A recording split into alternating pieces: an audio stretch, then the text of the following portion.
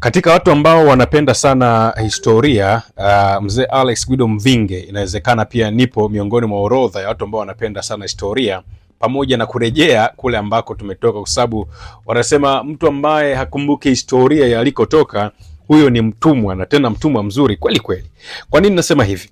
Mtakumbuka baada ya Kapteni Ibrahim Traore wa pale Burkina Faso kuchukua uongozi wa taifa hilo, baadhi ya mataifa ya magharibi yalianza kueneza hofu pamoja na uongo, wakidai kwamba serikali yake isingeweza kuleta maendeleo ya aina yeyote yale.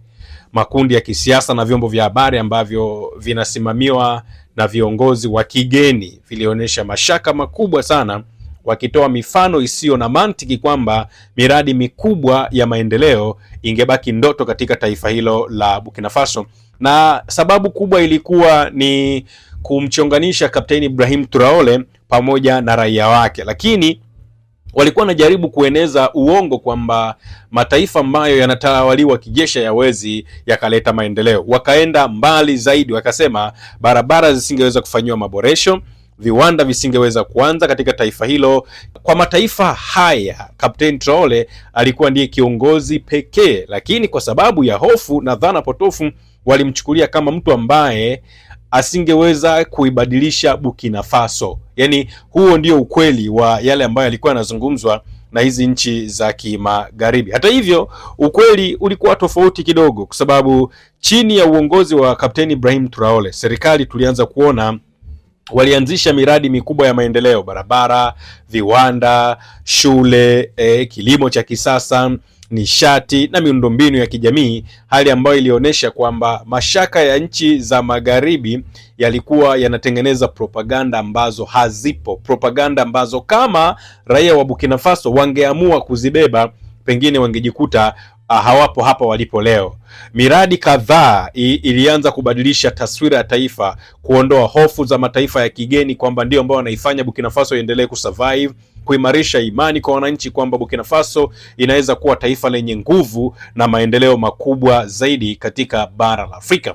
Leo kwa kifupi nimeamua tuitazame miradi 20 chini ya Kapteni Ibrahim Traore ambayo imeibadilisha sana Burkina Faso. Yaani imethibitisha kwamba yale mashaka yote ambayo yalikuwa yanatengenezwa na nchi za kimagharibi ulikuwa ni uongo, ilikuwa ni upotoshaji ambao ulilenga kuharibu taswira ya Kapteni Ibrahim Traore mbele ya raia wa kule Burkina Faso. Chini ya uongozi wa Kapteni Ibrahim Traore, tumeona serikali yake Burkina Faso ni taifa ambalo limepitia kwenye mabadiliko makubwa sana, mabadiliko ambayo yana miradi mingi ya ujenzi na maendeleo katika taifa zima. Sio kijiji kimoja, ni taifa zima.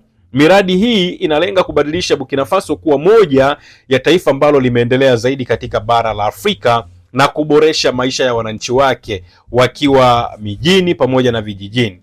Sasa tunazungumzia miradi mikubwa ya maendeleo ambayo itabadilisha nchi hii chini ya uongozi wa Kapteni Ibrahim Traore. Mradi namba 20 ambao tunautazama ni mradi wa maendeleo ya chakula pale Burkina Faso, ambapo katika mradi huu serikali ya Burkina Faso inataka kuirejesha na kuboresha miji mikuu ya Burkina Faso. Unaongozwa na rais mwenyewe, unalenga kuboresha miundombinu katika sekta ya chakula, usafi na ushiriki wa wananchi, lakini pia umetengeneza ajira kwa maelfu ya vijana wa Burkina Faso, kwani kazi zote ambazo zinafanywa katika mradi huo zinafanywa na vijana kutoka Burkina Faso, lakini pia wataalamu kutoka Burkina Faso. Lakini pia mradi mwingine ni mradi wa barabara, ile barabara ya Ouagadougou, kwa maana ya moja kati ya barabara muhimu sana, muundombinu ambao unalenga kuboresha njia kuu ya biashara ambayo inaunganisha mji mkuu wa Ouagadougou pamoja na miji mingine ya kiuchumi kama Bobo Dioulasso. Na mradi huu utakapokamilika utaongeza biashara, lakini pia kilimo na usafirishaji viwandani, na hivyo kurahisisha biashara ya kikanda na nchi jirani kama Ivory Coast pamoja na mataifa kama Mali. Lakini pia tumeona kupitia katika serikali ya Burkina Faso chini ya bwana Kapteni Ibrahim Traore wamefanya urejeshaji wa ile Total Energies na sasa imekabidhiwa kwa Baka Energies. Huu ni mradi wa 18 ambao kulingana na namna ambavyo Ibrahim Traore ameamua kuifanya Burkina Faso baada ya kuwa wameiondoa Ufaransa sasa wameamua kutaifisha mali zote za Total Energies nchini Burkina Faso ambazo sasa zimenunuliwa na zimerejeshwa kuwa kampuni ya Baka Energies ambayo inamilikiwa kwa 100% na wananchi wa Burkina Faso. Mradi huu ambao unaongozwa na Colis Investment Group na Abu Dnaiba Investment Holdings chini ya biashara ya Idrissa Nassa, ukikamilika ni moja kati ya vivutio ambavyo unatajwa kwamba utakuwa hiyo Baka Energies itakuwa na vituo vya mafuta huku Bongo tumefahamu kama Shell zaidi ya 200 karibu katika taifa zima la Burkina Faso. Kwa hiyo ni moja kati ya mradi mwingine muhimu sana kwa serikali ya Burkina Faso. Lakini pia tumeona chini ya Kapteni Ibrahim Traore wameanzisha vituo vipya vya kodi za barabarani. Serikali imeanza kufungua vituo vipya vya kodi barabarani ili kuimarisha miundombinu na kuongeza mapato, na vituo hivi vinatumia mifumo ya kidigitali na mifumo ya kiautomatic kwa ajili ya kuongeza uwazi, usalama na usafirishaji, huku pia inalenga kupunguza udanganyifu katika ukusanyaji wa hizo kodi za barabarani. Lakini mradi mwingine ambao Kapteni Ibrahim Traore ameamua kuja nao ni mradi wa mabasi yaendayo haraka ambao unafahamika kama Sotraco. Mradi huu ni juhudi ya serikali kuboresha na kupanua usafirishaji wa umma hasa mji mkuu wa Ouagadougou pamoja na miji mingine mikubwa. Mabasi mapya yamenunuliwa na kwa mara ya kwanza yaliletwa mabasi 115, ilikuwa ni mwezi Agosti mwaka 2025. Na mradi huu unafadhiliwa na serikali kwa usaidizi wa Vista Bank Burkina kwa gharama ya takribani bilioni 44.8 ambazo ni kwa fedha za kule Burkina Faso. Lakini pia tumeona chini ya serikali ya Kapteni Ibrahim Traore wameleta mapinduzi makubwa sana ya kilimo vijijini, kwa sababu Rais Kapteni Ibrahim Traore amewekeza zaidi ya bilioni 104 fedha ya kule Burkina Faso katika vifaa, pembejeo na msaada wa kampeni za kilimo mifugo, ambao kampeni hiyo ni ya mwaka 2025 2026, na mradi huu unalenga kuongeza uzalishaji wa chakula, ufanisi wa mashine vijijini, lakini pia unalenga Burkina Faso iweze kujitegemea kwenye eneo la chakula. Vifaa kama vile matrekta wamenunua, pampu za maji, mbegu, chanjo za mifugo pamoja na vifaa vya uvuvi ambavyo wamepewa wakulima pamoja na vijana wadogo au vijana ambao wanatokea katika maeneo ya vijijini kule Burkina Faso. Lakini pia tumeona Captain amekuja na mradi wa umwagiliaji ambao unafahamika kama DOR, na huu ni mradi ambao umeonyesha juhudi kubwa sana katika kilimo, ukihusisha takriban hekta 865 ambazo zinatoka au zinapata maji kupitia katika lile bwawa la Kirl, ikiwa ina miundombinu ya kisasa ambapo wameweka humo vituo vya pump, mifereji pamoja na magara, lakini pia maji yanafika katika maeneo mbalimbali, bila kusahau barabara ambazo zinafika katika miradi hiyo. Na mradi huu unatajwa kwamba utaongeza uzalishaji wa kilimo na kutoa fursa ya kilimo kwa mwaka mzima kwa wakulima wengi, kwa maana ya mwaka mzima wakulima wa Burkina Faso watakuwa hawategemei tena maji ya mvua, bali sasa hivi ni kama tunasema ni hizo zinaitwa irrigation scheme. Lakini pia chini ya Kapteni Ibrahim Traore tumeona upanuzi na uboreshaji wa barabara.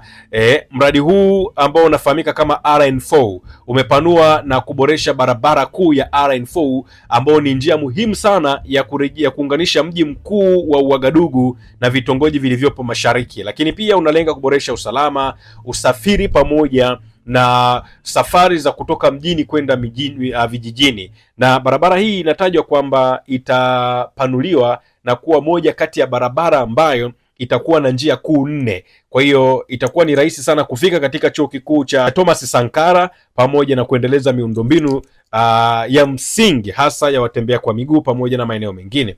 Lakini kama itoshi, tumeona chini ya Kapteni Ibrahim Traore wametuletea mradi wa ufugaji wa samaki ambao ni moja kati ya mradi mkubwa sana unaofahamika kama mradi wa ufugaji samaki kupitia katika bwawa la Sambandene, ambao unalenga kuongeza uzalishaji wa samaki, kuimarisha usalama wa chakula, kupunguza utegemezi na uagizaji wa samaki kutoka katika maeneo mengine katika bara la Afrika. Lakini pia kama itoshi, tumeona Kapteni Ibrahim Traore ameamua kurejesha kampuni ile ya kutengeneza pamba ya Burkina Faso ambayo inafahamika kama Sofacob, kampuni ya Sofacob ambayo inazalisha pamba kwa ajili ya matumizi ya hospitali na pamba kwa ajili yani ya mauzo ya rejareja, yenyewe pia imerejeshwa. Kwa hiyo unaweza ukaona namna ambavyo Kapteni Ibrahim Traore anapambana kuhakikisha taifa lake linarudi kwenye peak katika bara la Afrika. Lakini pia kama haitoshi, kampuni ya bia na vinywaji vya viwandani ambayo ipo karibu na Ouagadougou imerejeshwa tena kwenye uwezo wake kamili wa uzalishaji kwa gharama ya takribani bilioni 18 kwa fedha za kule Burkina Faso, ambapo wanatengeneza vinywaji kama vile pombe, lakini pia vinywaji ambavyo havina vilevi, lakini wanatumia malighafi za ndani, mahindi, alizeti pamoja na mchele kwa ajili ya kutengeneza pombe hizi. Lakini pia mradi mwingine ni mradi wa biashara katika eneo la kituo cha Bukindi. Mradi huu ambao umetumia takribani bilioni 320 fedha za kule Burkina Faso, unalenga kuja kuufanya mji mkuu wa Ouagadougou kuwa kituo cha kisasa cha biashara na uchumi barani Afrika, lakini pia katika ukanda wa magharibi, na kitajumuisha jengo lenye ghorofa 35, majengo 15 ya ziada, ofisi, makazi, kituo cha nunuzi cha ngazi 3 pamoja na miundombinu ya mbalimbali ambayo inalenga kukifanya kituo hicho kuwa bora zaidi. Lakini kama haitoshi, Kapteni Ibrahim Traore amefanya uboreshaji wa uwanja wa michezo wa Agasti 4. Ni moja kati ya uwanja mkubwa sana kule nchini Burkina Faso, ambapo uwanja huu ulifungwa tokea mwaka 2021 na umeboreshwa kikamilifu ili kuweza kukidhi viwango vya CAF pamoja na shirikisho la mpira wa miguu duniani FIFA, ambapo serikali kwa hivi sasa imeweka nyasi bandia, mifereji ya maji, maeneo ya watazamaji, taa, lakini pia usalama pamoja na miundombinu katika eneo hilo. Kwa hiyo hii ni miradi kadhaa ambayo inatengenezwa chini ya serikali ya bwana Kapteni Ibrahim Traore. Lakini pia kukamilika kwa awamu ya kwanza ya makumbusho ya Thomas Sankara, moja ya makumbusho ambayo yametengenezwa mahali ambapo Thomas Sankara na wasaidizi wake 12 waliuawa kikatili mnamo mwaka 1987. Kwa hiyo wametengeneza kitu kama monument au wametengeneza kitu kama sanamu ambalo lina urefu wa mita 34 na makaburi ambayo yameandaliwa kufuata ule mlinganyo wa juu na urithi wa kumbukumbu, hali ambayo inaonyesha kwamba wanataka watu wakitembelea Burkina Faso wasiache kupita pale kwenye hiyo monument ya Captain Thomas Sankara. Lakini kama itoshi, wamekuja na mradi wa kutengeneza bidhaa za maziwa, inafahamika kama Fascosam. Kiwanda hiki kilianzishwa Machi 2025 na kikundi cha taifa cha kusindika maziwa, jibin, yogurt, siagi na maziwa ya unga kwa matumizi ya ndani na kuuza nje. Na mradi huu unalenga pia kupunguza utegemezi wa uagizaji wa maziwa na kuimarisha usalama wa chakula katika taifa la Burkina Faso. Kama haitoshi, wamekuja na mradi wa uzalishaji wa unga wa ngano. Kiwanda kinazalisha unga wa ngano ambao unatoa ajira lakini pia usalama wa chakula, na uzalishaji wake kwa siku unatajwa kwamba ni tani 220 za unga na tani 80 nyingine ambazo zimekuwa zikisafirishwa, na unahutubia kwa maana ya unahudumia mahitaji ya mikate, biskuti pamoja na bidhaa nyingine.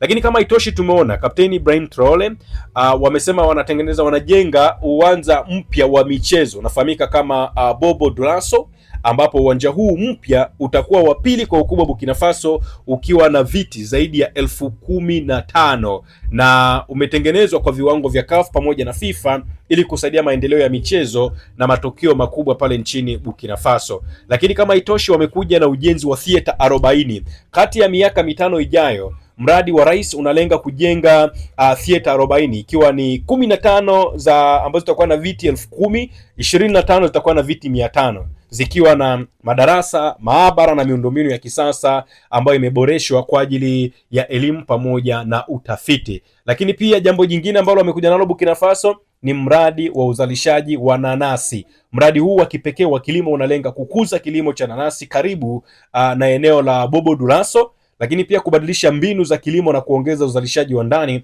kwa kupunguza uagizaji kutoka nje. Lakini jambo jingine ambalo kapteni amekuja nalo ni kiwanda cha sabuni kinafahamika kama Fai Detergent Complex. Kiwanda hiki ambacho kilizinduliwa Machi 6 mwaka 2025 ambacho kinazalisha sabuni za unga aina ya Fai, ambayo inamaanisha ni ni kiwanda ambacho kinalenga kuifanya Burkina Faso kuwa supplier mkubwa sana wa sabuni za unga, na hii ni sehemu ya juhudi za Kapteni Ibrahim Traore kutengeneza uhuru wa kiuchumi na kupunguza uagizaji au utegemezi kutoka katika mataifa mbalimbali. Na kwa taarifa yako ni kwamba kiwanda cha Faye Detergent Complex uzalishaji wake kwa siku ni tani 300 za bidhaa ambazo ni bidhaa za sabuni. Can you imagine wanatengeneza bidhaa ambazo zina tani 300 a day.